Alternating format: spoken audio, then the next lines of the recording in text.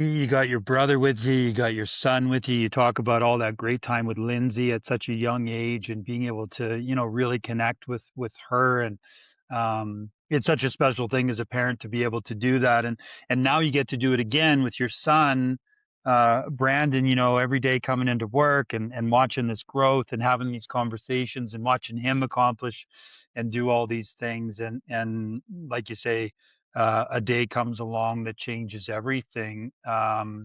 Your son Brandon took his life, and um, as a parent, as a dad, as a coworker, someone that you have so much love for. How did that day when the news came hit you, Greg? To be to be honest, I can't really explain to anybody, and I don't mean this in a derogatory way, is that you would have to have that experience to understand, because first of all, you don't understand, um, and from the moment and I basically got a phone call, drove over to his house, and I was sitting outside, and there was a police car there, and I just said, "No, no, no," and, the policeman came out, and you know, I went back and sat in my truck, and, I was shaking. It was, I and I kept saying to myself, "Okay, what are you gonna do? What are you gonna do?"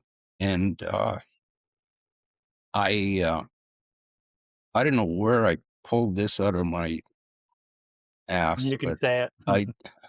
I I said to myself, "The first thing you're gonna do is take the question why," because I understood the struggles that he went through. I lived with him. I spent, almost every day, 37 years with that kid.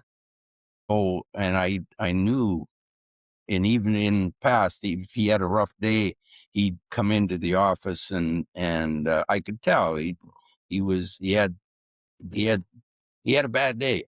And I'd say, I'd ask him what happened, and we'd sit and talk for half an hour or whatever, and then he'd calm down.